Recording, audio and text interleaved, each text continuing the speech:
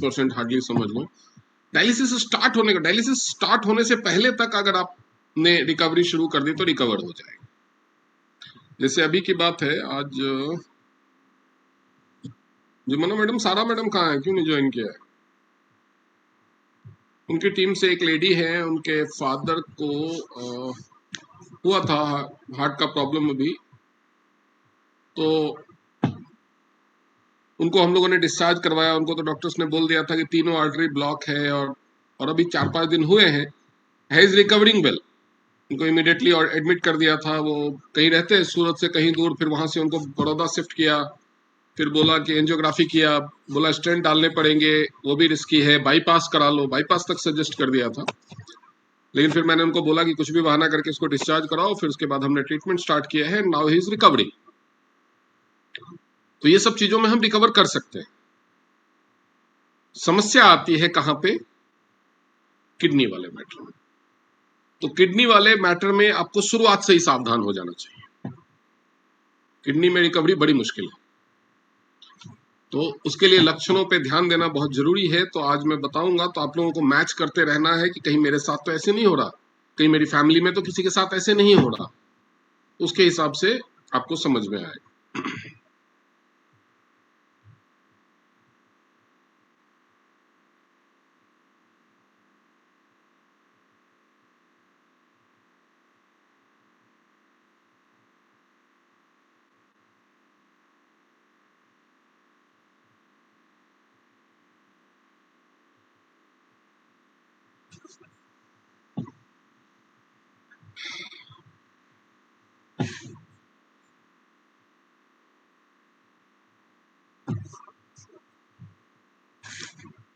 दिख रहा है?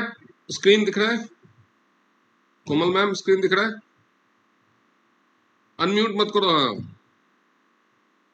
ये देखो, ये जो मूर्ति बैठी है ये दिखा रहा है कि किडनी कहाँ पे होता है। बहुत सारे लोग समझते हैं किडनी एकदम पीछे होता है या किडनी एकदम आगे होता है, पेट में नीचे की तरफ होता है। नहीं, रिब के जहाँ पे जुड़ते हैं वहां पे थोड़ा सा बैक साइड में, वहां पे किडनी होती है। जहाँ पे ये जो बांसुरी जैसा है, ये बांसुरी कम, ये पीठ खुजाने वाला जो आजकल पंजा बन रहा है वो दिख रहा है ज्यादा, तो बेसिकली वहां पे किडनी होता है। हाँ, फ्रंट से देखेंगे तो अंदर होता है, लेकिन एकदम पीछे नहीं होता।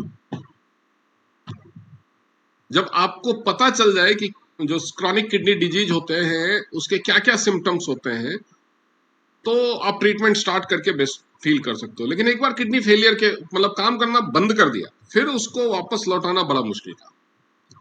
Chronic kidney disease symptoms can be subtle, ये सबसे बड़ी समस्या है कि सिम्टम्स बड़े ही माइल्ड होते हैं, इसके कुछ ज्यादा पता नहीं चलेगा। इसलिए आपको सावधान हो जाने की जरूरत है। Some people don't have any symptoms, कुछ लोगों को कोई सिम्टम आते ही नहीं है, एक्यूलाइफ ही फिर बचता है। बताइए समस्या क्या है, इस चीज को समझिए। क्योंकि आपके सामने जो पेशेंट्स आएंगे, आपके फैमिली में भी लोग होंगे, उनके साथ आप जब बताएंगे तो उनको यही इशू होता है। वो बोलेंगे कि मेरे को कोई लक्षण ही नहीं है। अब जब लक्षण ही नहीं है, तब वो अगर किडनी फंक्शन टेस्ट कराए, यूरिन टेस्ट कराए, कुछ भी कराए, तो जब प्रॉब्लम इतनी नहीं बढ़ी है कि लक्षण आ सके, तब उन टेस्ट में भी कुछ नहीं आएगा। मैं एक्यूलाइफ को जो महान डिवाइस बोलता हूं कि ये मतलब मुझे मेडिकल साइंस की एक लाजवाब डिस्कवरी है, वो इसीलिए बोलता हूं क्योंकि ऐसे केसेस में भी वो बता देता है कि किडनी में कुछ ना कुछ तो प्रॉब्लम चल रही है। जब आपको कोई लक्षण नहीं आ रहे, किसी रिपोर्ट में नहीं आ रहा, तब भी वो बता देगा। और उस जगह उस टाइम पे आपको ट्रीटमेंट इतना इंपॉर्टेंट नहीं होता, आपको संभलना होता है कि किडनी को कैसे हेल्दी रखना है। तो हम उसके बारे में भी बात करेंगे आज कि किडनी को कैसे आप हेल्दी रख सकते हैं।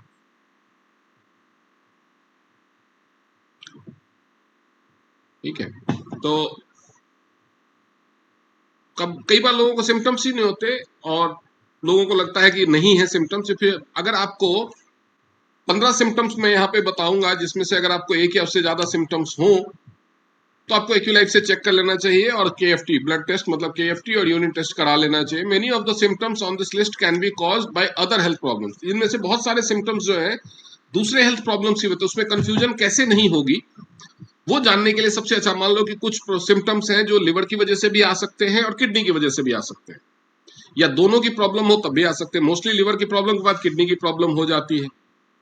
तो एलोपैथी में तो आपको अलग अलग सारे टेस्ट कराने पड़ेंगे। एक्यूलाइफ का फायदा ये है कि वो इंडिकेट कर देगा, आपने एक्यूलाइफ से चेक किया और पता चला कि लिवर की प्रॉब्लम नहीं है, किडनी की प्रॉब्लम है, तो आपको केवल किडनी का टेस्ट कराना होगा। ठीक है,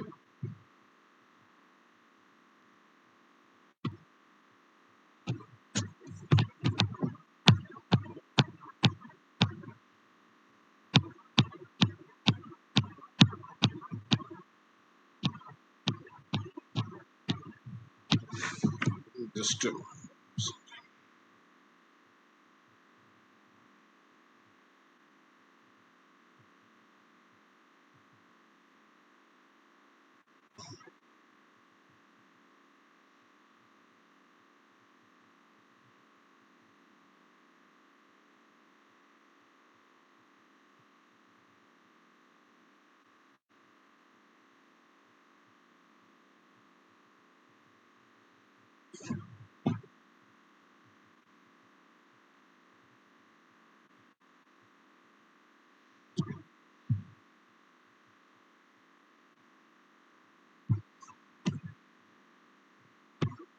ये थोड़ा सा एनाटॉमी किडनी की और डिटेल में हम समझ लें तो हमारे लिए अच्छा रहेगा।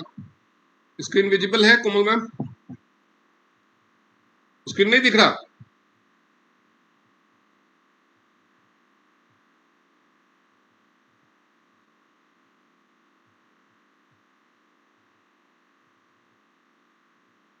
अभी दिख रहा है? ओके, तो यहाँ पे देखिए कैसे ये आपका जो पीछे का रिबकेज, ये स्पाइन का साइन दिया है, वहां पे किडनी कहाँ पे होती है? जहां पे रिबकेज खत्म होता है, ये आपका किडनी है, यूरेटर है, और देखेंगे कि किडनी यूरेटर है। ये जो यूरेथर होता है वो जो किडनी से पाइप निकलता है जो यूरिन को लेकर के जाता है ब्लैडर में, और यूरेथ्रा जहां से यूरिन बाहर निकलता है। किडनी का काम ही है ब्लड को प्यूरिफाई करना, उसके फलस्वरूप यूरिन बनता है। इसमें ये जो सबसे ऊपर वाला हिस्सा है ये बीन्स के जो, इसलिए जो बीन होता है ना किडनी बीन, उसका नाम किडनी बीन इसीलिए पड़ा है क्योंकि वो किडनी के शेप का होता है। ठीक है, तो ये उस शेप का होता है, और इसका जो आउटर हिस्सा है उसको कैप्सूल बोला जाता है, और इसके अंदर छोटे छोटे तिकोने जैसे हिस्से होते हैं, उनको रीनल पिरामिड्स बोला जाता है। Just a moment, give me a minute time, because लगता है कोई गेट पे आया है।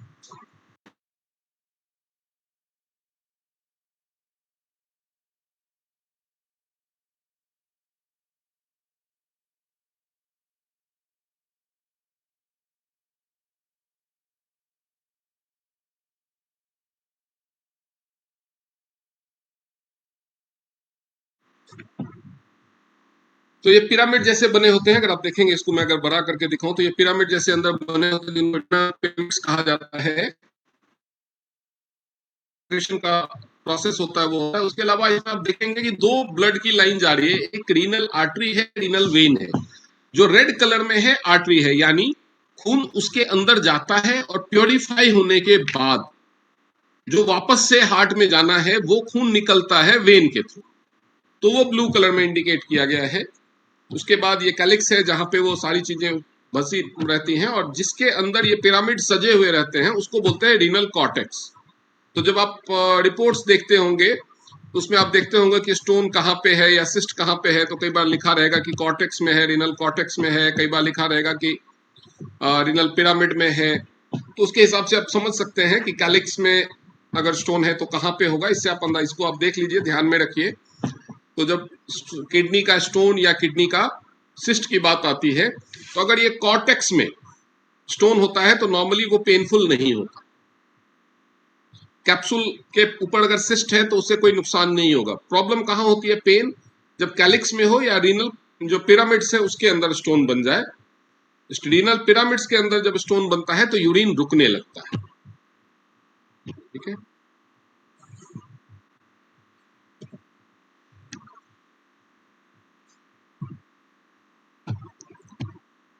ये किडनी को कट करने से देखिए ये मशरूम जैसा, ये पिरामिड जैसा जो तिकोना है ना, इसी के अंदर सारा ये प्रोसेसिंग और वो सब जुड़े हुए हैं इसके अंदर। एक तरफ से इसमें ब्लड घुसता है और दूसरी तरफ से फिल्टर होकर के निकलता है, कुछ इस तरह से ये रहता है। किडनी का रोल वगैरह तो कल हम पढ़ चुके हैं कि क्या क्या है। एसिड और बेस बैलेंस बना बढ़ा बैलेंस करता है, वाटर बैलेंस बना के रखता है, इलेक्ट्रोलाइट बैलेंस बना के रखता है, आपके खून से टॉक्सिन्स को रिमूव करता है, बीपी को कंट्रोल करता है, और कुछ हार्मोन्स जैसे एरिथ्रोपोइटिन वगैरह बनाता है, विटामिन डी को मेटाबोलाइज करता है यानी एक्टिवेट करता है। किडनी की कॉमन प्रॉब्लम्स क्या क्या है? पॉलिसिस्टिक किडनी डिजीज, पीसी, मतलब किडनी में बहुत सारे सिस्ट हो जाते हैं। वो सिस्ट कॉर्टेक्स में भी हो सकते हैं, कैप्सूल में भी हो सकते हैं, तो किडनी में सिस्ट हो जाते हैं। उसके बाद हाइपरटेंसिव नेफ्रोसेलरोसिस, बीपी बहुत ज्यादा होने की वजह से जो किडनी के जो पिरामिड्स हैं उसमें सूजन आने लगती है, छाले जैसे बनने लगते हैं। अगर बीपी बहुत दिनों तक बढ़ा हुआ है, बहुत ज्यादा बढ़ा हुआ है, तो उसके वजह से होने लगता है। उसके बाद ग्लोमेरुलोनेफ्राइटिस है, यूटीआई है,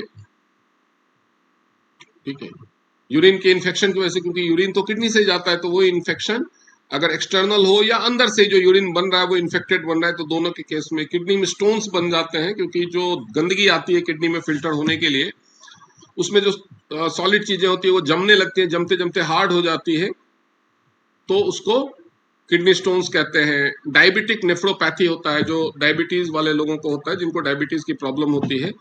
उसके अलावा एनाल्जेसिक नेफ्रोपैथी, बड़ा इंपॉर्टेंट है इस चीज को समझना कि एनाल्जेसिक नेफ्रोपैथी क्या होती है।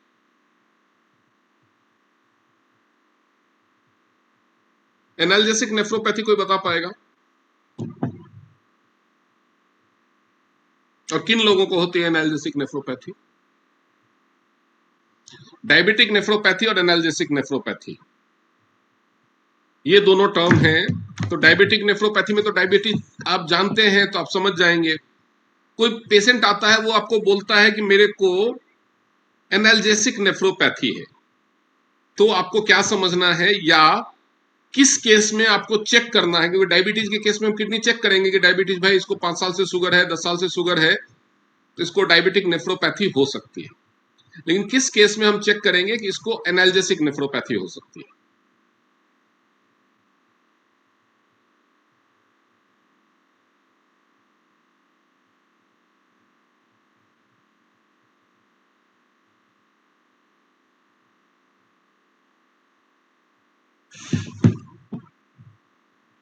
जी सर, बताइए। Sir analgesic mainly pain killer type का, अगर कोई अगर मेडिसिन कोई खा रहा है हाँ जी, बिल्कुल सही कह रहे हैं आप। काफ़ी समय से कुछ अगर पेन है उसे, तो उस तरह की प्रॉब्लम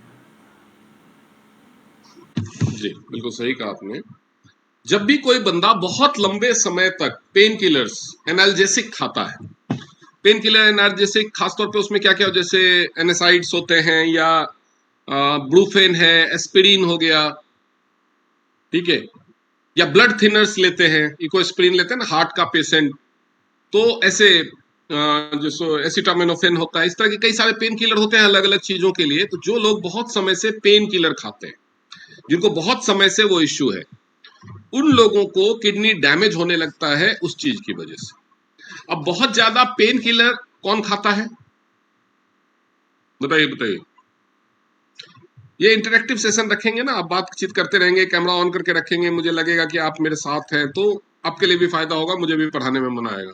नहीं तो आप भी बैठ करके कैमरा ऑफ करके फॉर्मेलिटी कर रहे हो, मैं भी लेक्चर दे करके फॉर्मेलिटी करके चला जाऊंगा, किसी को कोई फायदा नहीं। छोटा बच्चा भी क्लास में बैठता है तो टीचर के सामने बैठता है, ये आपकी क्लास है, पढ़ाई कर रहे हो, खाते पीते बैठो, कौन सा मैं मुंह में हाथ डाल के छीन लेने वाला हूँ? लेटे रहो, मैं कहाँ डंडा मार रहा हूँ कि बैठ करके एकदम टाई वाई लगा करके सावधान होकर के बैठो, लेट के पढ़ो, कोई दिक्कत नहीं है। मेरे पोजीशन से दिक्कत नहीं है, लुंगी पहन के घूमो, कोई दिक्कत नहीं है, लेकिन हाँ,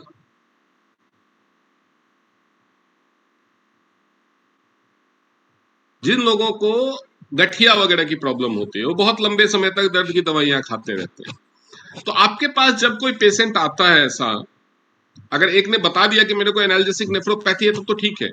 लेकिन ऐसा कोई पेशेंट आया जिसने एनाल्जेसिक, पेन किलर, फीवर की मेडिसिन काफी लंबे समय से खाई होंगी, अगर वो कोई ऐसी बीमारी के लिए आया, गठिया वाला आया कोई, या हार्ट का कोई पेशेंट आया जो बहुत दिनों से ब्लड थिन होता है ना, एक बार हार्ट अटैक आ चुका है, तो उसको बोलते हैं लाइफ टाइम अब आपको खून पतला करने की दवाई लेनी होगी, इकोस्पिरिन वगैरह, ठीक है।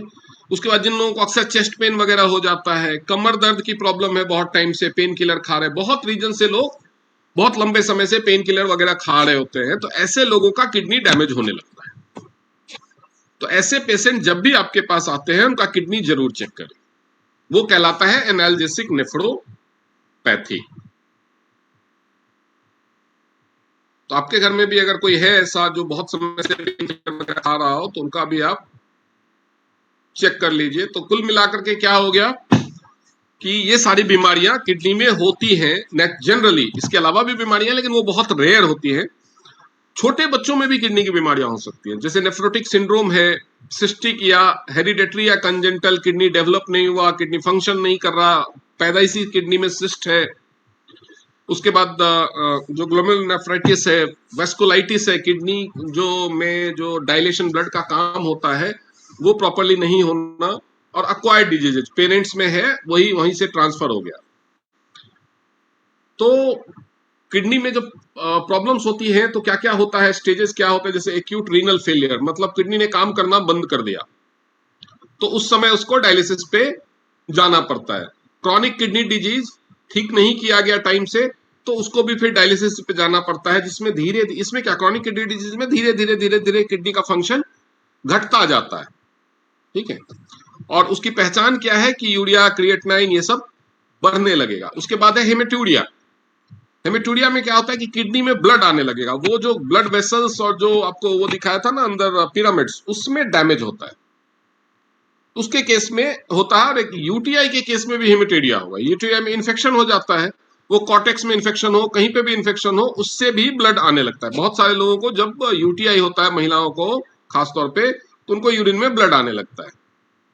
उसके अलावा प्रोटीन यूरिया है। प्रोटीन यूरिया में क्या होता है कि किडनी में प्रोटीन, जो मैंने कल बताया था कि झाग बनने लगता है। उसके बाद माइक्रो एल्ब्यूमिनेरिया है, उसमें एल्ब्यूमिन वगैरह आने लगते हैं, बढ़ने लगते हैं, आपके ब्लड यूरिन में एल्ब्यूमिन वगैरह बढ़ने लगते हैं। साइंस एंड सिम्टम्स क्या क्या है?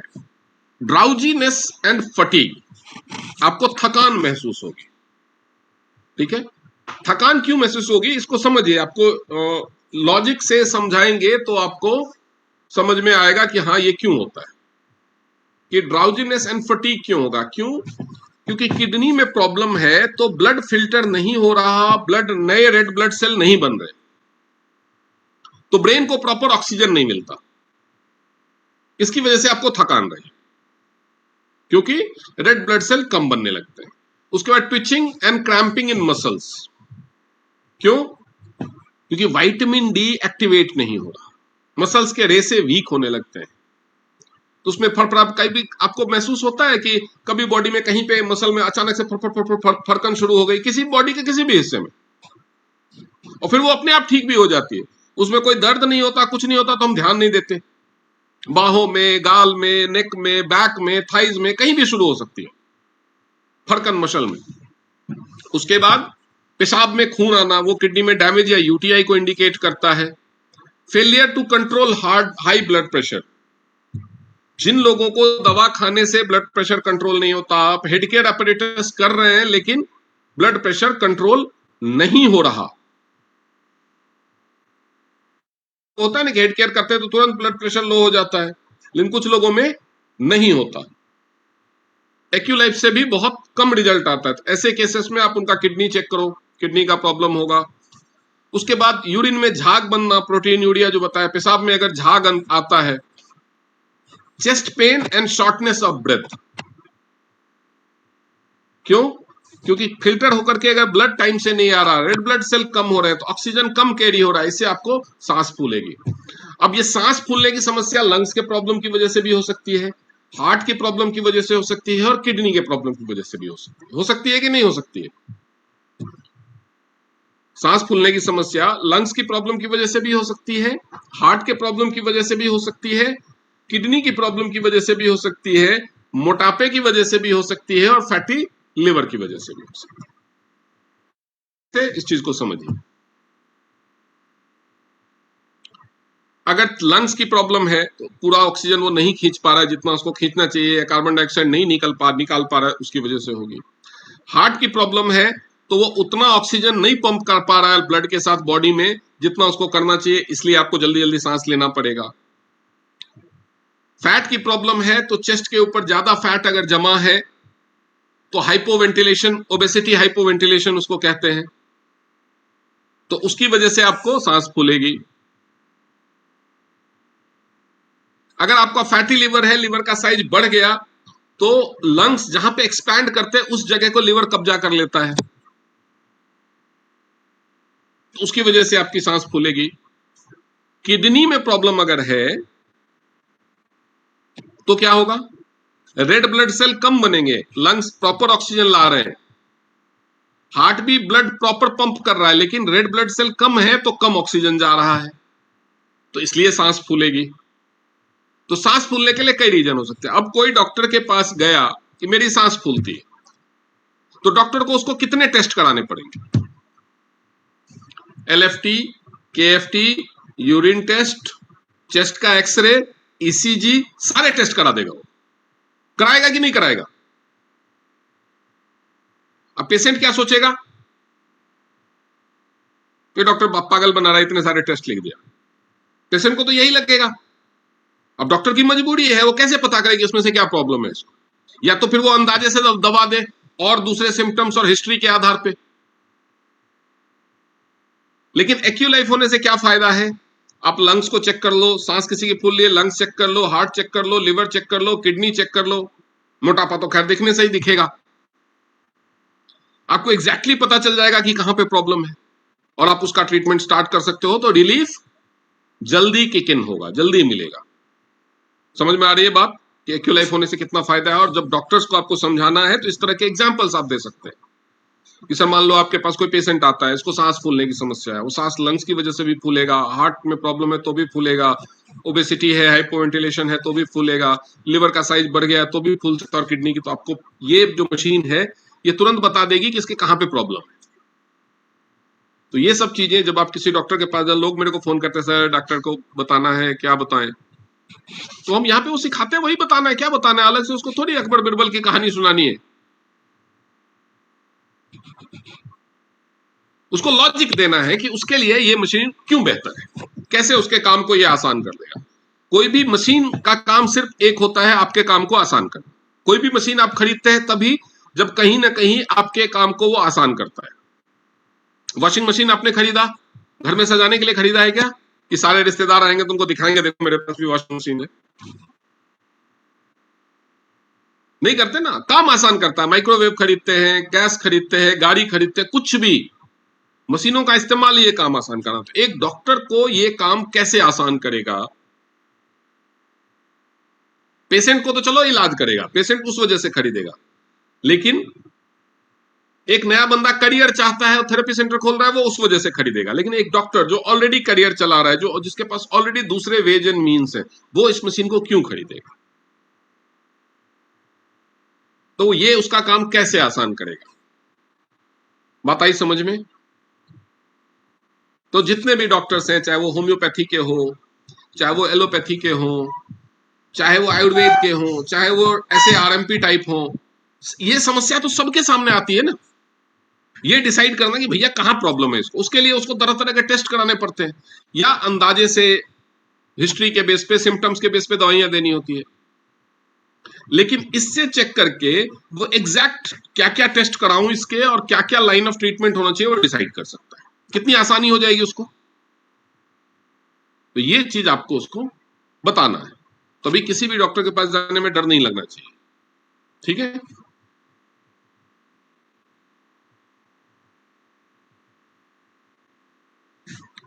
उसके पास बैगी आईज, आंखों के नीचे लटक जाना, ठीक है, वो आपके ब्लड में टॉक्सिन बढ़ने से होता है। Persisting etching and dry skin, dry skin अगर पानी ज्यादा निकाल दिया तो बॉडी में ड्राइनिंग हो गई।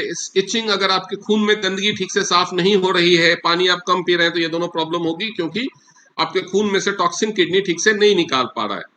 स्लीप प्रॉब्लम्स, हार्मोन्स ठीक से नहीं बनेंगे तो स्लीप की प्रॉब्लम्स होंगी। फ्रीक्वेंट यूरिनेशन, अगर आपका यूरिन ठीक से टाइम से नहीं बन रहा है, टाइम से यूरिन डिस्पोजिंग ट्यूब्स जो होते हैं किडनी में, वो अगर फंक्शन रुक रुक के कर रहे हैं, तो यूरिन रुक रुक के पहुंचता है आपके ब्लैडर में, तो आपको बार बार यूरिन जाना पड़ता है।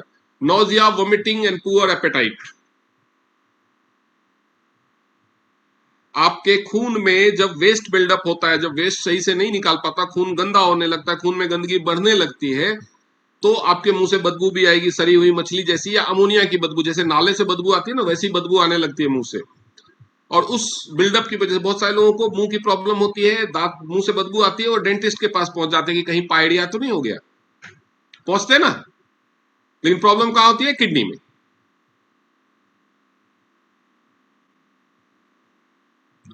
उसके बाद एक्सट्रीमिटीज, एक्सट्रीमिटीज मतलब जैसे हाथों का ये हिस्सा हो गया, पैरों का हिस्सा, सबसे पहले पैरों में, लोअर लेग्स में सूजन आने लगती है। सूजन हार्ट की प्रॉब्लम में भी आती है, लंग्स की प्रॉब्लम में भी आती है, और किडनी की प्रॉब्लम में भी आती है, और लिवर की प्रॉब्लम में भी आती है। सूजन किडनी की प्रॉब्लम में क्यों आती है? क्योंकि जब वाटर ठीक से नहीं निकाल पाता तो आपके शरीर में वेस्ट और वाटर बिल्डअप होने लगता है, और जो वेस्ट और वाटर है वो नीचे की तरफ बैठता है, तो इसकी वजह से आपके शरीर में सूजन होने लगती है, खासतौर पे एक्सट्रीमिटीज में। आपको किडनी की प्रॉब्लम होने के ज्यादा चांसेस हैं अगर आप इनमें से पहले से ही किसी चीज के शिकार हो। क्या? अगर आपको डायबिटीज की प्रॉब्लम है तो किडनी का प्रॉब्लम होना पक्का है। अगर आपको हाई बीपी है तो किडनी के प्रॉब्लम के पक्का है। अगर आपको हार्ट प्रॉब्लम से स्ट्रोक आता है तो आप क्या करेंगे? मैंने बताया था ना कि अगर आपको हार्ट प्रॉब्लम है या स्ट्रोक आता है तो आप ब्लड थिनर खाएंगे लंबे समय तक, किडनी की प्रॉब्लम आएगी। अगर आप मोटे हैं तो किडनी की प्रॉब्लम आएगी। फैमिली हिस्ट्री है तो आ सकती है। अगर आप बहुत ज्यादा स्मोकिंग करते हैं तो किडनी की प्रॉब्लम आ सकती है। और जब आप 60 साल से ऊपर की उम्र ग्रुप में चले जाते हैं तो किडनी की प्रॉब्लम होने के चांसेस होने लगते हैं। तो अगर आपके घर में कोई ऐसा है, ये बात बहुत इंपॉर्टेंट है, बहुत ध्यान से सुनना। अगर आपके घर में कोई ऐसा है जिसकी उम्र 55-60 से ऊपर हो गई है और साथ में शुगर, बीपी या हार्ट की हिस्ट्री है, तो भैया संभल जाओ, नहीं तो कोई अपना अक्कर बक्कर बॉम्बे बो करके कौन डोनेट करेगा उसका नाम पहले से डिसाइड करके रख लो, कि जब बुड्ढा जाके हॉस्पिटल में जमा होगा और बोले कि डॉक्टर की किडनी ढूंढो तो किसको डोनेट करना है, तो ब्लड ग्रुप वगैरह चेक करा करके जिसके साथ मैच होता है पहले से डोनर तैयार रखो। ठीक है कि नहीं? तो इसलिए तो जिसको डोनेट करना हो पहले से अपना जो भी हो घर में बुजुर्ग उनको बोलो भाई मैं ही तुम्हारे जरूरत पड़ेगी तो मैं ही तुम्हें किडनी देने वाला हूं, तो एक काम करो आधी प्रॉपर्टी पहले से मेरे नाम कर दो, नहीं तो मैं नहीं दूंगा किडनी। ठीक है, मैं मजाक के तौर पे कह रहा हूं लेकिन ये सीरियसली लेने वाली बात है कि आपके हो सकता है आपकी बात ना माने, बाहर की दुनिया वाले तो चलो उनका डिसीजन, लेकिन आपकी फैमिली मेंबर भी हो सकता है आपकी बात ना माने। उनको बोलना है चैट जीपीटी से, जेमिनाई से, गूगल से, या किसी डॉक्टर से जाके पूछ लो कि अगर मेरी 60 साल से ऊपर उम्र है और मुझे हार्ट की प्रॉब्लम है, मैं इतने साल से एस्पिरिन ले रहा हूं, या शुगर की प्रॉब्लम है या बीपी की प्रॉब्लम है, तो मैं क्या किडनी के रिस्क पे हूं? सावधान हो जाओ, क्योंकि नहीं तो प्रॉब्लम में तो फंसोगे आप ही। जो बीमार होता है वो थोड़ी प्रॉब्लम में फंस, वो तो लेट जाता है। प्रॉब्लम में तो वो फंसते हैं ना जो बाकी लोग होते हैं परिवार। बीमार आदमी तो जाके जमा हो जाता है हॉस्पिटल में, ले लो करो जो करना है आप।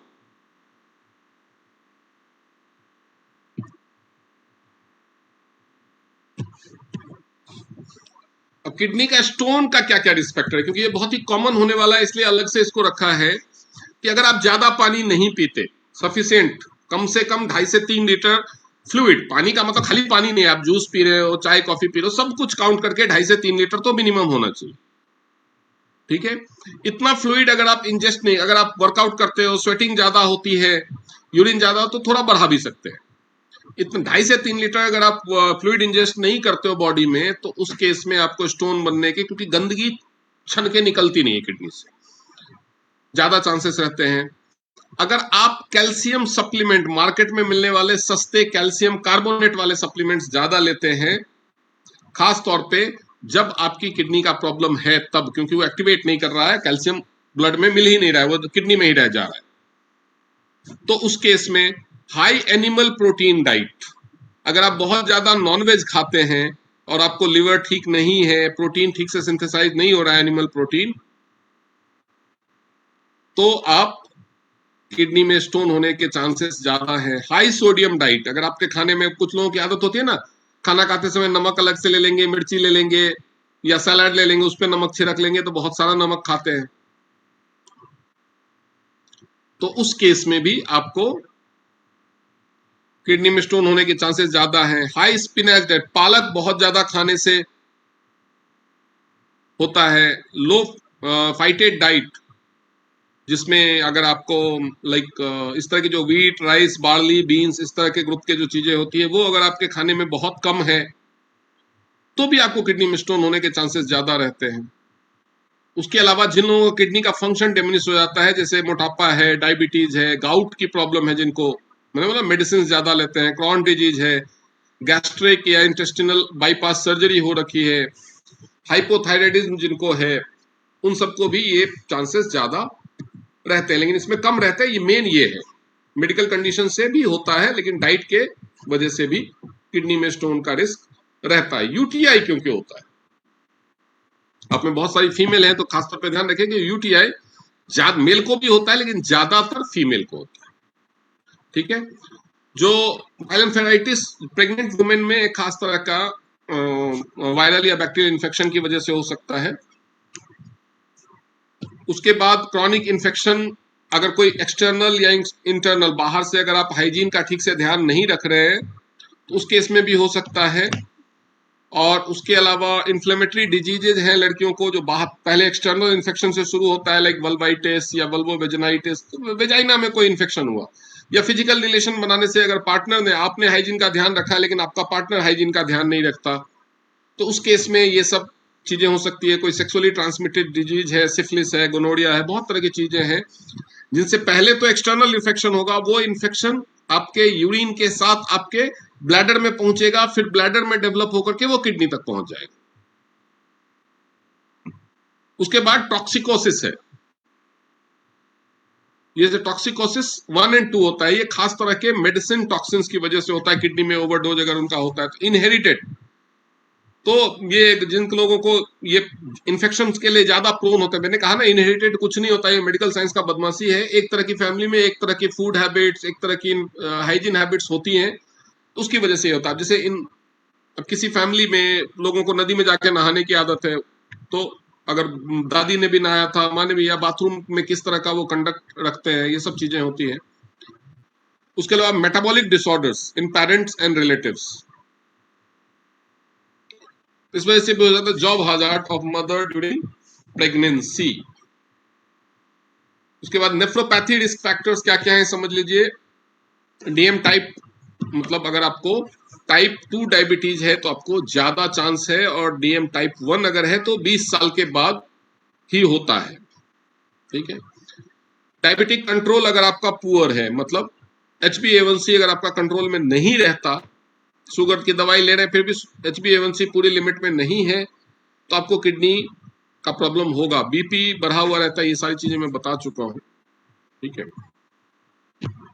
उसके अलावा कुछ रेस है तो उसके जिनके बारे में नॉन मॉडिफाइबल मतलब जिसमें आप कुछ कर ही नहीं सकते, तो उसका क्यों जान के अपना दिमाग खराब करना है। तो उसके बाद टीएन्स की मदद से किडनी में क्या क्या कर सकते हैं हम। TN's Biotech Group manufactures various equipments and food supplements, nutraceuticals, which can effectively keep your kidney healthy and can play a vital supportive role when treating any disease related to kidney. Principle of TN's is based on correct the reason. कारण क्या है उसको ठीक करना। जैसे किसी को diabetic retinopathy हुआ है तो केवल डायबिटिक नेफ्रोपैथी हुआ है तो केवल किडनी को रिपेयर करने से काम नहीं चलेगा, साथ में उसका शुगर भी पूरी तरह से कंट्रोल में लाना पड़ेगा। तो अगर आपके पास कोई पेशेंट आता है और वो कहता है कि नहीं मेरा शुगर का ट्रीटमेंट तो चल रहा है ऑलरेडी, आप खाली किडनी का बता दो, ऐसे पेशेंट आते हैं ना ज्ञानचंद, नहीं शुगर की दवाई तो ऑलरेडी मेरी चल रही है, आप खाली किडनी का बता दो। क्यों? हो सकता है वो उसका ना कोई डॉक्टर होगा, फैमिली डॉक्टर होगा, या कहीं से सस्ता इलाज उसको मिल रहा होगा, या फ्री में मिल रहा होगा कोई CGHS ECHS टाइप से। वहां पे तो जब CKD हो जाता है, क्रॉनिक किडनी डिजीज, तो साफ साफ बोल देते हैं कि भैया इसका कोई इलाज ही नहीं है। तो उस मजबूरी में वो आपके पास आया है, क्यों? क्योंकि वहां पे उस डॉक्टर ने मना कर दिया उसको, भैया इसका कोई इलाज ही नहीं है। तो वो क्या, उसके हिसाब से शुगर का इलाज है वहां पे, क्यों? क्योंकि वहां शुगर की दवाइयां तो वो दे रहा है उसको। यहाँ पे आएगा तो आपकी भी दवाइयां देखेगा, समझेगा, प्राइस भी पूछेगा, फिर उसके बाद बोलेगा नहीं नहीं ये अभी रहने दो, शुगर का तो मेरा चल ही रहा है, शुगर तो भी मेरा ठीक है, तो आप मना कर दो। बोलोगे भैया हम किडनी की जो आपकी प्रॉब्लम हुई है इसका नाम है डायबिटिक रेटिनोपैथी, डायबिटीज की वजह से होता है और हमारा ट्रीटमेंट वजह पे होता है। हम बीमारी की वजह को ठीक करते हैं तभी वो पूरा ठीक होता है। ये तो ऐसा हो गया कि भाई गाड़ी चलने से सड़क टूटी है, डायबिटिक रेटिनोपैथी क्या हुआ, डायबिटीज की वजह से, सॉरी डायबिटिक नेफ्रोपैथी क्या हुआ, डायबिटीज की वजह से नेफ्राइटिस हुआ है, नेफ्रोपैथी हुआ। इट इज समथिंग लाइक कि गाड़ी चलने की वजह से सड़क टूटी हुई है।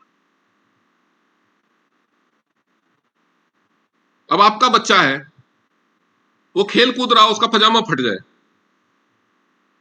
तो खेलते कूदते सिल दोगे क्या पजामे को? तो वो पजामा उतारना पड़ेगा, अलग करना पड़ेगा ना। तो ऐसे ही गाड़ी चल रही है और सड़क रिपेयर कर लोगे क्या? गाड़ी रोकनी पड़ेगी। तो वैसे ही तो ये चीजें बोलना है, पेशेंट को समझाने के लिए एग्जांपल्स देने पड़ते हैं। तो वैसे ही आपको डायबिटीज पहले कंट्रोल में लाएंगे पूरी तरह से, बिना एलोपैथी मेडिसिन के। आपकी एलोपैथी, क्योंकि एलोपैथी मेडिसिन भी फिर किडनी को डैमेज करती है, तो पहले एलोपैथी मेडिसिन बंद करेंगे, बिना मेडिसिन के शुगर कंट्रोल में लाएंगे ताकि वो फर्दर डैमेज, मतलब पता चला कि डेली हम 5 ग्राम रिपेयर कर रहे हैं, डेली आपकी मेडिसिन और शुगर 5 ग्राम उसको खराब कर रहा है, तो 3 महीने बाद आप मुझे बोलोगे मेरा तो कुछ भी फायदा नहीं हुआ। बोलेगा कि नहीं बोलेगा patient?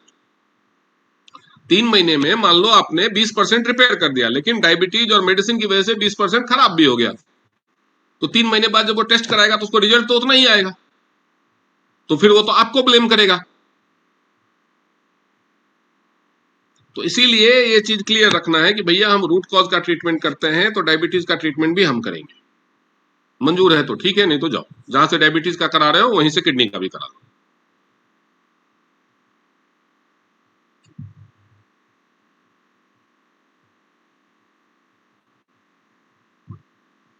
Based on correct the reason, the disease will disappear. As you can see that the most number of kidney cases arise due to diabetes, hypertension, UTI, toxin in blood, and imbalance of electrolytes in the body. Thus, cleansing, balancing, and supplementing treatment is a must. तो ठीक, तो series शुरू होता है इसका clean. आप तीनों साथ में कर सकते हैं, लेकिन अगर पेशेंट का बजट का इश्यू है तो सबसे पहले cleansing, then balancing, then supplementing. Supplementing मतलब खून की कमी हो गई किडनी की वजह से, रेड ब्लड सेल कम हो गए तो स्पाइरुलिना, Fe+, ये सब बाद में। पहले क्या? क्लींजिंग। क्लींजिंग किससे? ओपीसी, एफओएस, टी पॉली, इस तरह चिटोशन, इस तरह की चीजें। डायबिटीज है तो जिमनिमा भी, ठीक है। बैलेंसिंग किससे? थेरेपी से। तो नॉर्मली क्लींजिंग और बैलेंसिंग साथ में शुरू करना चाहिए।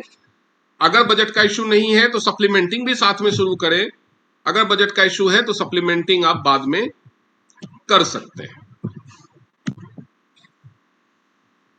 अभी ट्रीटमेंट के लिए क्या क्या हमको इस्तेमाल करना होता है ये भी मैं अभी बता देता हूँ, वैसे तो इन पे हम बाद में भी पढ़ेंगे, अभी पूरा का पूरा बाकी है। बीसीएम ओबेसिटी वाला केस है, मोटापे की वजह शुगर का केस है, और क्लींजिंग के लिए बीसीएम की जरूरत है किडनी के केस में। खाली हाँ, कुछ जो कॉर्टेक्स के में या उसमें स्टोन होगा अगर पिरामिड में, किडनी पिरामिड्स में, तो उसमें कई बार बीसीएम कराने से पेन हो जाता है, तो अगर पेन होने लगे तो बीसीएम मजबूरी है, रोकना पड़ेगा, ठीक है। हेड केयर और जॉय नेकलेस तो अभी नहीं है, तो ये जॉय नेकलेस को हटाना पड़ सकता है, लेकिन अभी मैं इस पीटी को तो चेंज नहीं कर सकता बाद में, तो जॉय नेकलेस। बीपी, क्योंकि पुराने टाइम में जब मैंने ये पीडीएफ बनाया था तो हमारे पास एक जॉय नेकलेस करके इक्विपमेंट था, वो ऐसे पेंडेंट जैसा था, वो पहनने से बीपी कंट्रोल में रहता था, बड़ा कमाल का था। लेकिन उसके साथ उसकी एक डिमेरिट भी थी, वो डिमेरिट इतनी बड़ी थी कि इंडिया में वो चल नहीं पाया, यूरोपियन कंट्रीज में अभी भी वो चल रहा है। कोई बता सकता है कि उसकी वो डिमेरिट क्या थी कि वो इंडिया में नहीं चल पाया, यूरोप में चल रहा है?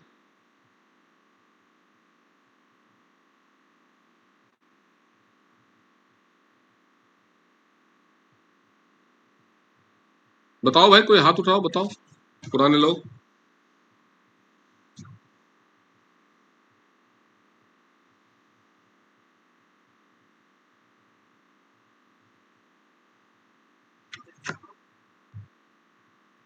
जी सुदेश में बताइए, आवाज नहीं आ रही आपकी।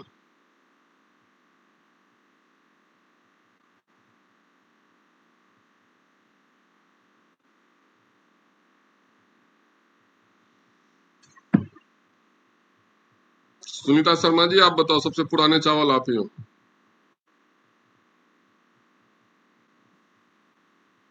सर मुझे ही नहीं मालूम है। क्यों नहीं मालूम है? कान पकड़ के उठक बैठक करो 5 मिनट। ये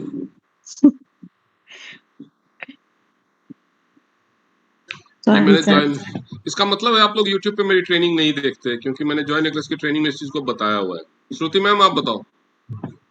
श्रुति मैम को बढ़िया है, अपना ट्रेनिंग लगा के वीडियो ऑन करके पंखा की तरफ करके छोड़ देती है, साइड में सो जाओ।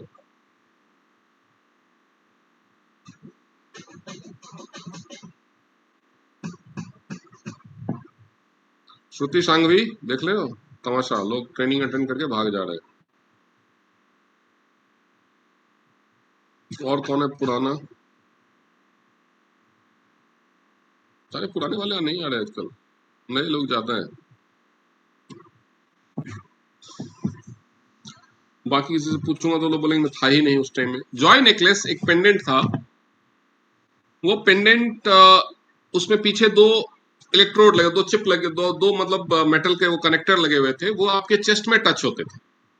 उसको पहनते थे तो पेंडेंट चेस्ट में टच होता था स्किन में, तो एक से वो इम्बैलेंस्ड इलेक्ट्रिसिटी लेता था और उसके अंदर ही उसमें सर्किट था माइक्रो करंट वाला, वो उसको बैलेंस करके बॉडी में देता था। वो कंटिन्यूस आपके टच में रहेगा, बीपी को बैलेंस रखेगा। अब वो इतना, क्योंकि वो हमेशा आपके बॉडी के कांटेक्ट में है, तो वो बीपी को हमेशा बैलेंस रखता था। तो उससे हेड केयर में जैसे है ना कि आपको रिपीट करना पड़ता है, दिन में 2 या 3 बार करना पड़ता है, उसमें वो झंझट नहीं था। दूसरा, वो हार्ट अटैक से बचाने का वो एक्सटर्नल पेस मेकर की तरह भी काम करता था, क्योंकि उसकी जो बैटरी थी वो एनर्जी देती थी। लेकिन उसमें एक समस्या हो गई, इंडिया में जैसे ही गर्मियां आती थी लोग उसको अंदर रखते थे। अब बाहर रखेंगे, बहुत सारे लोग करते थे, बहुत सारे लोग, बहुत सारे डिस्ट्रीब्यूटर्स दिखाने के लिए उसको उस शर्ट के ऊपर पहन के रखते थे, उसका कोई फायदा नहीं था। वो बॉडी में टच नहीं हो रहा है, कोई फायदा नहीं पहुंचाएगा। लेकिन जैसे ही गर्मियां आती थी, यहाँ पे इतनी गर्मी है, स्वेटिंग होती है, तो उस स्वेटिंग की वजह से वो खराब हो जाता था, उसका सर्किट खराब हो जाता था, वो अंदर पानी चला जाता था, इलेक्ट्रॉनिक था, वो खराब हो जाता था। तो इतनी सारी कंप्लेन हुई कि कंपनी ने बोला कि हम इसका वाटर प्रूफ वर्जन लेके आएंगे। लेकिन पता नहीं जो भी हुआ हो, इतना तो मैं विद्वान नहीं हूं तो मैं ये बता सकूं कि क्यों नहीं बन पाया। कंपनी ने बोला वाटर प्रूफ वर्जन ठीक से फंक्शन नहीं कर रहा है, बनाया लेकिन ठीक से फंक्शन नहीं कर रहा। जो भी इश्यू हुआ हो, तो इस वजह से वो बंद हो गया। तो बीपी को अभी फिलहाल आपको एक्यूलाइफ और हेड केयर और ब्रेसलेट की मदद से ही कंट्रोल करना पड़ेगा। Hyper H cup, hyper H की कप की जगह आप अल्कलाइन और हाइड्रोजन वाटर समझ लीजिए। ये एच कप भी बंद हो चुका है इंडिया में। चिटोशन, चिटोशन आपके ब्लड में से शुगर, फैट, कार्ब और लिवर को रिपेयर करना, किडनी को फायदा पहुंचाने का काम करता है। जिम्निमा शुगर और बीपी में काम करेगा। ओपीसी आपके ब्लड को और किडनी को डिटॉक्स करने का काम करेगा। मैट्रेस आपके बीपी को बैलेंस को रखने में, इलेक्ट्रोलाइट के बैलेंस को बनाने में और डिटॉक्स करने में बॉडी को काम आता है। ये भी अब ऑफिशियली बंद हो चुका है, कुछ लोगों के पास अभी भी अवेलेबल है। मल्टीविटामिन किडनी के सेल्स को रीजनरेट करने में हेल्प करता है। और कॉर्डिसेप्स फिलहाल नहीं है लेकिन आ जाएगा, किडनी के फंक्शनिंग को स्ट्रेंथ देता है। सपोर्टिव ट्रीटमेंट के लिए जो मैंने बताया, hyper H cup, Acculife, chitosan, FE plus. FE plus क्यों? क्योंकि किडनी के पेशेंट्स को मोस्टली हीमोग्लोबिन की कमी हो जाती है। Thank you, tata bye bye, खत्म। किसी को कोई डाउट है किडनी के बारे में?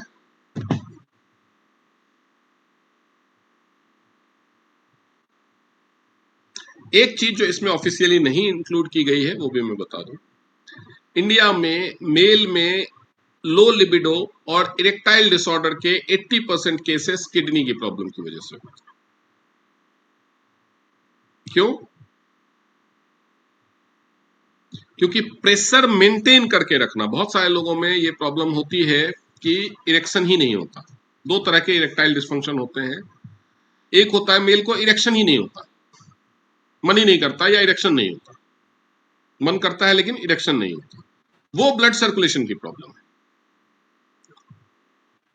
लेकिन इरेक्शन होता है लेकिन वो जल्दी लूज हो जाता है विदाउट इजैकुलेशन। इजैकुलेशन जल्दी हो जाना और फिर लूज हो जाना, इरेक्शन खत्म हो जाना, वो एक डिफरेंट इशू है, तो वो प्रीमेच्योर इजैकुलेशन कहलाता है। लेकिन इरेक्शन होना और विदाउट इजैकुलेशन इरेक्शन होल्ड ना कर पाना, इरेक्शन खत्म हो जाना, वो प्रॉब्लम अगर किसी को है तो वो किडनी की वजह से। ये याद रखिए। हाँ जी, अब कुछ लोगों ने हाथ उठाया था। जी सुनीता मैम बताइए। सर मुझे पूछना था, जो फैटी लिवर के पूछना पेशेंट्स होते था हैं, ना, अभी तो पूछना नहीं है ना, तो जाने दो। मतलब पूछना है हाँ, कि पूछना है जो तो पूछो। फैटी लीवर के जो पेशेंट्स होते हैं, उनको जैसे आपने कहा लीवर की वजह से किडनी अफेक्ट होती है, तो उनको अगर फैटी लीवर का हम ट्रीटमेंट दे रहे हैं तो उसके साथ में किडनी के लिए भी कुछ देना चाहिए क्या पहले अलग तो से? सही टर्मिनोलॉजी, जैसे कि कल हमने बात की थी कि किडनी यूरिन बनाता है, किडनी यूरिन नहीं बनाता। आप सब्जी बनाते हो, कचरा तो नहीं बनाते, ठीक है, लेकिन कचरा अपने आप पैदा होता है। तो सही टर्मिनोलॉजी, फैटी लिवर का कोई पेशेंट नहीं होता। पेशेंट या तो आपका होगा या मेरा होगा या किंजल का होगा, निधि का होगा, कोमल का होगा। पेशेंट तो हमारा होगा, फैटी लिवर का थोड़ी पेशेंट होगा वो। फैटी लिवर उसकी प्रॉब्लम है, ठीक है। तो when you are professional, learn the professional terminology also. इससे क्या होगा, आप इस तरह से जब बात करेंगे ना, अगर कोई आपको पास आए और बोले कि, इससे क्या होता है, ह्यूमर भी क्रिएट होता है और पेशेंट आपके साथ कंफर्टेबल होता है और आपके ऊपर ट्रस्ट करना भी शुरू करता है। ने नॉर्मली क्या है, डॉक्टर्स एक ऐसा ऑरा बना के रखते हैं ना कि लोग सोचते हैं कि ऐसा ही होना चाहिए, ऐसा नहीं होना चाहिए। जबकि पढ़ाई ऐसे पढ़ाई, जो मैं आपको पढ़ा ना, पढ़ाया ऐसे जाता है, लेकिन उनका ऐसा शोषण होता है उसके टाइम में, क्या कहते हैं, जब वो इंटर्नशिप में होते हैं और जब वो जेआरशिप में होते हैं, जेआर होते हैं, उनके ऊपर इतना वर्कलोड हो जाता है कि वो इरिटेट होकर के ऐसे चिड़चिड़े हो जाते हैं, ठीक है। तो मैं आर्म फोर्सेस में था, गवर्नमेंट जॉब शुरुआत से ही थी, तो मेरे साथ वो वाला इशू नहीं था, तो मैं नहीं हुआ। लेकिन फिर भी आर्म फोर्सेस वाले भी बहुत सारे हो जाते हैं। जब आपके पास पेशेंट आया, बोलता, अगर कोई आकर के बोले कि आपने पूछा क्या हुआ, आप पेशेंट, मैं बीपी का पेशेंट हूँ, तो आप उसको मुस्कुरा के बोलो, अरे आप बीपी के पेशेंट नहीं हो, पेशेंट तो आप मेरे हो, बीपी आपकी प्रॉब्लम है, उसको ठीक करेंगे, कल वो प्रॉब्लम भी नहीं रहेगी। और बताइए और क्या दिक्कत। तो पेशेंट को कितना कंफर्ट फील हो, उसकी 30% बीमारी आप सिर्फ इस एक लाइन से ठीक कर देंगे। करेंगे कि नहीं करेंगे? तो ये चीजें बहुत इंपॉर्टेंट है। आप उसको सिर्फ मुस्कुरा के बोलिए, अरे आप बीपी के पेशेंट नहीं हो, पेशेंट तो आप मेरे हो, बीपी तो आपकी प्रॉब्लम है, वो प्रॉब्लम भी नहीं रहेगी, बताइए क्या क्या होता है, बैठिए। इस तरह से आपको बात करनी चाहिए पेशेंट से। हाँ, तो आपका पसंद था कि फैटी लिवर का पेशेंट है, उसका क्या करना है आप? जिस पेशेंट को फैटी लीवर की प्रॉब्लम हो, हाँ, उनको साथ में किडनी के लिए अलग से कोई ट्रीटमेंट देना है, या जो ट्रीटमेंट हम फैटी लीवर के लिए नहीं देंगे देखिए, वही किडनी के इनफ लिए है? ट्रीटमेंट नहीं, किडनी में जो प्रॉब्लम अगर हो चुकी है तो किडनी को रिपेयर तो करना ही है। अब किडनी में प्रॉब्लम की वजह से जो प्रॉब्लम हो चुकी है, मान लो फैटी लिवर की वजह से किडनी की प्रॉब्लम हुई, किडनी की प्रॉब्लम की वजह से बीपी की प्रॉब्लम हुई, या किडनी की प्रॉब्लम की वजह से हीमोग्लोबिन कम हो गया, तो किडनी रिपेयर होगा, उसमें 4 महीने लगेंगे। 4 महीने के बाद हीमोग्लोबिन इंप्रूव होगा, 4 महीने के बाद बीपी कंट्रोल होगा। लेकिन तब तक आपको बीपी कंट्रोल करने के लिए और हीमोग्लोबिन बनाने के लिए कुछ तो देना पड़ेगा, और किडनी भी अपने आप रिपेयर नहीं होगा। अगर आपके घर में कहीं से गंदा पानी आ रहा है, उसकी वजह से गंदगी जमा हो रही है, तो ऑब्वियस सी बात है कि प्रॉब्लम का जो परमानेंट इलाज है वो गंदा पानी रोकना है। लेकिन जो अंदर गंदगी जम गई है उसको भी तो साफ करना होगा ना, कि खाली गंदा पानी रोक दिया तो जो हो चुका है वो तो रह जाएगा, है ना। जी जी। तो ये करना पड़ेगा। इसीलिए 3 लेयर के ट्रीटमेंट होते हैं। जो इसे पहला, सबसे पहला काम सिम्टोमेटिक रिलीफ। कोई प्रॉब्लम है, उसकी वजह से लक्षण क्या आ रहे हैं, बुखार हो रहा है, कहीं दर्द हो रहा है, स्वेलिंग हो रही है, जलन हो रही है, ये सब चीजें होती हैं सिम्टम्स। तो सबसे पहला काम है सिम्टोमेटिक रिलीफ देना, ताकि पेशेंट को खुशी मिले कि हाँ ट्रीटमेंट काम कर रहा है। क्योंकि सिम्टम में आराम नहीं मिलेगा तो ट्रीटमेंट अंदर भले ही काम कर रहा हो, वो मानेगा नहीं, उसको समझ नहीं आएगी। दूसरा है रूट कॉज को ठीक करना, और तीसरा है उस प्रॉब्लम की वजह से जो नुकसान हो गया था उसको रिपेयर करना। ये 3 काम अगर आप करते हैं तभी आप कंप्लीट ट्रीटमेंट करते हैं। इसीलिए जब पेशेंट आए तो उसको समझाना है कि हमारे ट्रीटमेंट में 3 लेवल है। पहला तो हम आपको सिम्टोमेटिक रिलीफ देंगे, दूसरा इस प्रॉब्लम का जो वजह है उसको ठीक करेंगे ताकि परमानेंट ठीक हो, और तीसरा जब जो लॉस अब तक हो चुका है, या अगर आगे हमें रिपेयर करने में मान लो 6 महीने लगना है, तो 6 महीने में जो लॉस होगा वो सारे लॉस को रिपेयर कर। ये 3 काम होंगे। जी कोमल जी बोलिए, आप किस चीज सर के आपने पेशेंट हो? ये रिस्क फैक्टर ऑफ यूटीआई आपने बताया, उसमें metabolic disorder in parents and relatives, उसका हम क्या सिम्टम्स मेटाबॉलिक होंगे? डिसऑर्डर्स क्या होते हैं? मेटाबॉलिक डिसऑर्डर्स हैं लाइक थायराइड हो गया, डायबिटीज हो गया, मोटापा हो गया, ये सब चीजें मेटाबॉलिक डिसऑर्डर्स हैं।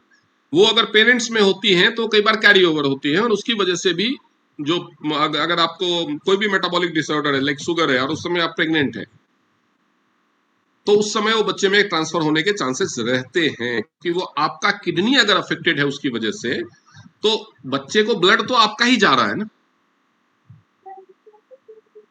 तो जो भी डिसऑर्डर जो ब्लड से लिंक होता है वो अगर प्रेगनेंसी के दौरान है तो वो ट्रांसफर होने के चांसेस रहते हैं। ठीक है, मदर फादर में से दोनों में से किसी को यूटीआई है, फिजिकल रिलेशन बनाया और ट्रांसफर हुआ, वो बच्चे में भी ट्रांसफर हो सकता है। रेयर केसेस होते हैं लेकिन होता है। ओके, चलिए अपने आप को म्यूट कर लीजिए। जी श्रुति मैम पूछो। नहीं अभी सर, मैं आपने इतने कुछ जोर जोर पूछा? से नाम बुला रहा था तब। सर वॉशरूम में थी इसीलिए। अच्छा, वो तो जो वहां तक आवाज शॉपकीपर गई आई मेरी? थी हाँ गई थी, आवाज तो आई थी, लेकिन सब इतनी जोर से बोल बाद रहा में हूँ। बंद हो गए। ठीक है, ओके। आपने क्या पूछा वो सब कुछ समझ में नहीं नहीं आया था, वो तो इसीलिए खत्म मैंने हो गया, पूछा। वो एफएम का टेली ब्रॉडकास्ट था, वो निकल गया, दोबारा नहीं आएगा। वो कुछ नहीं था, मैं आप पुराने हो इसलिए मैं पूछ रहा था कि जो जॉय नेकलेस था उसके बारे में था सवाल कुछ। अच्छा, ओके, किसी का और कोई डाउट आज के सेशन से रिलेटेड नहीं है? तो कल किडनी के ऊपर टेस्ट लेंगे। ठीक है, अभी आप लोगों को करना क्या है वो समझ लीजिए, मैं आपको वो क्वेश्चनेयर देता हूं। ठीक है,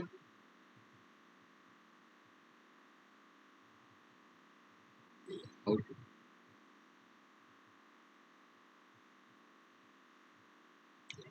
ये क्वेश्चनेयर नोट कर लो सब, या स्क्रीनशॉट लेकर के रख लो। मैं सबको अलग अलग से भेजने वाला नहीं हूँ, क्योंकि उसमें मेरा ब्रॉडकास्ट के बहुत सारे मैसेज खत्म हो जाते हैं। ब्रॉडकास्ट की लिमिट कर दिया आप, पैसे खर्च करके ब्रॉडकास्ट तो मैं भेजने वाला नहीं हूँ।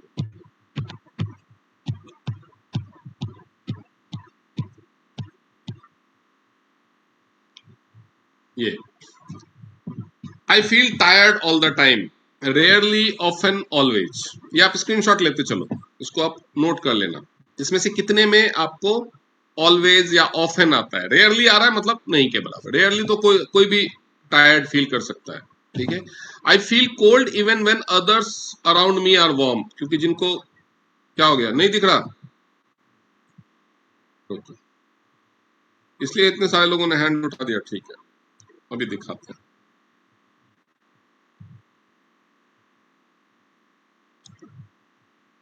अभी दिख रहा है? दिख रहा है ना? हाँ, I feel tired all the time, इसमें आपको आप हमेशा फील करते हो या कभी कभार या अक्सर, तो ये आपको उसके हिसाब से टिक करना। I feel cold even when others around me are warm. ये क्यों होता है कि शरीर में खून की कमी हो जाती है, रेड ब्लड सेल की, तो ऑक्सीजन कम कैरी होता है, तो ऑक्सीजन ही टेम्परेचर मेंटेन करता है, तो उसकी वजह से आपको ठंडा लगेगा। जब दूसरे लोगों को गर्मी लग रही है तब भी आपको ठंडा लगेगा।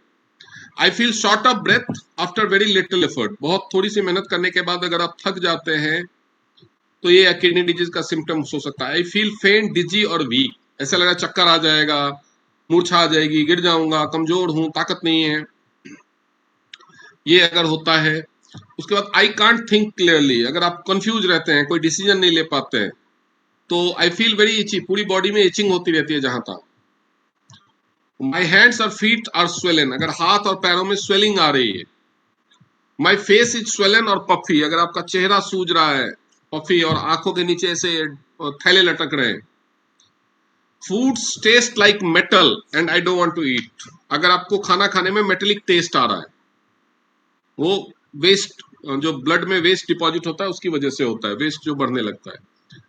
People tell me my breath smells like ammonia, नाले के जैसी बदबू होती है ना, अमोनिया जैसा बदबू आपके मुंह से आती है, आपके सांसों में बदबू अगर होती है तो। I feel sick to my stomach a lot, आपके पेट में बार बार गड़बड़ हो रही है, क्यों? क्योंकि वेस्ट रिमूवल नहीं हो रहा बॉडी से। I have to get up at night to make urine, अगर आपको रात में बार बार, कभी कभार एक आध बार उठते तो ठीक नहीं, बार बार रात में अक्सर पेशाब करने के लिए उठना पड़ता है। माई यूरिन इज फोमी और बबली। अगर आपके पेशाब में झाग या बबल्स बनते हैं ज्यादा। माई यूरिन इज ब्राउन, रेड और purple. Urine normal light yellow colour का नहीं है, ब्राउन, रेड या पर्पल, यानी उसमें ब्लड आ रहा है। I feel pressure when I need to make urine. आपको पेशाब करने के लिए जोर लगाना पड़ता है, आराम से नहीं होता। तो ये सारी चीजें आपको अपने में चेक करनी है, अपनी पूरी फैमिली से लेना है, तो उससे आपको पता चल जाएगा कि किडनी में कुछ प्रॉब्लम है कि नहीं है।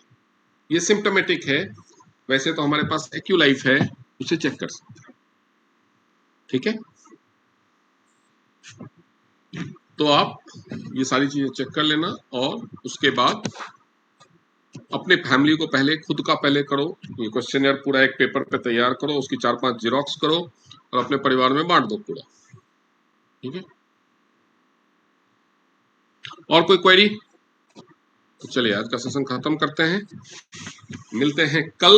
हम कल बात करें किसके बारे में, क्या पढ़ना है कल? उससे पहले हम बात करेंगे, नया ऑफर आ गया है, स्पॉन्सर ऑफर आ गया है। किस किसने देख लिया स्पॉन्सर ऑफर? स्पॉन्सर ऑफर क्या है कि 2 या उससे ज्यादा डायरेक्ट डाउनलाइन से आपको 1000 बीवी जनरेट करना है। 1000 बीवी मतलब 1000 बीवी। ये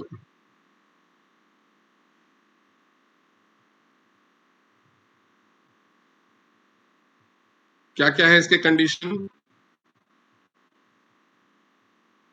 पहली कंडीशन तो आपको 5 तारीख तक, आज क्या डेट है?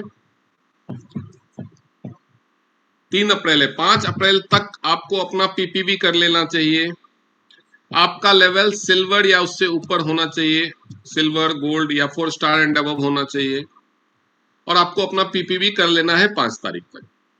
उसके बाद 12 तारीख तक, 12 अप्रैल तक, अगर आप अपने डायरेक्ट में 2 या उससे ज्यादा आईडी से 1000 बीवी, यानी मान लीजिए 2 गोल्ड कर लिया, 1 सिल्वर कर लिया, या 2 गोल्ड कर लिया, 2 ब्रॉन्ज कर लिया, या आपने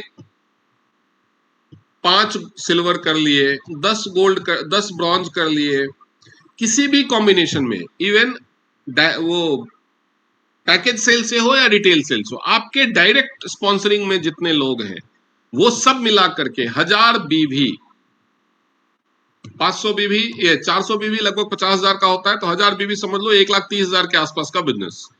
अगर आपके डायरेक्ट स्पॉन्सर्ड लोगों से मिलके हो जाता है तो आपको एक एक्यूलाइफ फ्री में मिलेगा। ये बाद में आएगा, मिलेगा आपको जाके मई जून में, लेकिन मिलेगा। एक एक्यूलाइफ आपको फ्री में मिलेगा। ये ऑफर आ गया है, हो सकता है 1-2 दिन में कोई छोटा ऑफर भी आए परचेज करने वालों के लिए। अभी वो चल रहा है कि क्या, क्योंकि बहुत सारे product he out of stock हैं, बहुत कम, मान तो कंपनी को समझ में नहीं आ रहा क्या दें ऑफर में। तो हो सकता है परचेज करने वाले के लिए भी कोई ऑफर आए, लेकिन फिलहाल ये ऑफर आ गया है। ठीक है जी, जुमाना मैम बताओ। प्लीज वो एक क्वेश्चनर वापस शेयर करेंगे, स्क्रीनशॉट नहीं लिया, क्यों? बैटरी लो हो गई थी फोन की।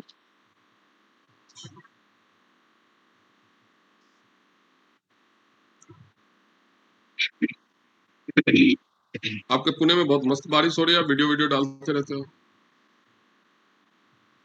हाँ 3 दिन ही हुई, आज नहीं हुई। आज नहीं हुई? नहीं, आपने ज्यादा वीडियो बना दिया ना, शर्मा गई होगी बारिश।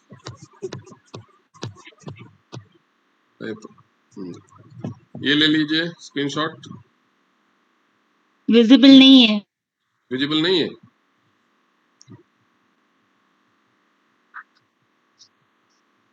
इससे बारिश ही नहीं, स्क्रीन भी शर्मा रहा है, विजिबल नहीं हो रहा। अब विजिबल है? यस। हाँ, तो ऐसे ही आप दोबारा ट्राई करोगे ना तो बारिश भी शुरू हो जाएगी। चाहिए तो ये हो गया स्क्रीनशॉट। हाँ, और भी है ना नीचे। हाँ हाँ, मैं ले जाऊँ मैडम, रुक जाओ। ये हो गया? हाँ। ये हो गया जी। चलिए, और कुछ, किसी को और कुछ लेना है स्क्रीनशॉट वगैरह? चलिए आज का सेशन यहाँ खत्म करते हैं, मिलते हैं कल। स्प्लीन के बारे में पढ़ेंगे। स्प्लीन के बारे में थोड़ा समझ के आना, पढ़ के आओगे तो ज्यादा अच्छे समझ में आएगा, नहीं भी पढ़ के आओगे तो मैं तो पढ़ाना ही है। ठीक है, चलिए। ऑफर हो सकता है और भी आए, परचेज करने वाले के लिए भी ऑफर आए, जो गोल्ड पैकेज करेंगे, सिल्वर पैकेज करेंगे उन लोगों के लिए। जी संध्या मैडम बताइए। यार नाइट में ज्यादा यूरिन होता है तो क्या करना पड़ेगा? और यह प्रोटीन भी जाते हैं। तो किडनी का प्रॉब्लम है, किडनी का इलाज करना पड़ेगा, और क्या करना पड़ेगा? यज्ञ कराने से तो ठीक होगा नहीं। ज्यादा माने कच्छप ज्यादा फेना जाते हैं। किडनी को ठीक करो, किडनी का इलाज करो, सीकेडी का इलाज करो। आप 6-7 बार पढ़ चुके हो किडनी का इलाज कैसे करना है, तो आपको पता ही है कि कैसे करना है। आपको चार्ट भी मिला हुआ कि किडनी की प्रॉब्लम में क्या करना है, वो इलाज शुरू करो। इसमें तो कोई अगर फैन भी मतलब झाग भी बनता है और बार बार यूरिन भी जाना पड़ता है, तो इसमें तो कोई डाउट ही नहीं है कि सीकेडी है उसको। तो किडनी को रिपेयर करना शुरू करो, ठीक है।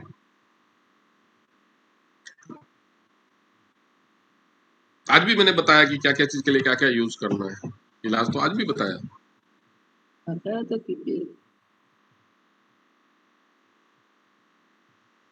अब उसमें से खुद चुनना होगा। ये भी सोचोगे कि हर पेशेंट के लिए, हर पर्टिकुलर पेशेंट के लिए मैं बताऊं इसको ये थेरेपी दो, ये थेरेपी दो, तो किडनी की प्रॉब्लम है, किडनी के पॉइंट पे थेरेपी देना है। यूरिन क्यों जाता है? क्योंकि लिवर, ये सब मैं बताता हूँ कि लिवर प्रोटीन को ठीक नहीं कर रहा है, यानी प्रोटीन का भी प्रॉब्लम होगा, लिवर का प्रॉब्लम होगा, तो लिवर को भी ठीक करना है। ये तो खुद ही डिसाइड करना होगा ना, मैं हर पेशेंट के लिए अलग अलग गाइड नहीं कर सकता। आप जो पढ़ते हो उसमें से खुद ही समझना है कि इसको जा रहा है, ये चीज क्या क्या बताया था। नहीं तो चार्ट भी दे दिया है, उसमें से देख लो, जो इलाज लिखा हुआ है शुरू कर दो। उसमें लोग एक्यूलाइफ देख करके फिर फोन करते हैं कि भाई पॉइंट कौन सा देना है, तो फिर पढ़ा क्या इतने दिन? वो भी अगर मैं ही बताऊं तो फिर पढ़ा क्या?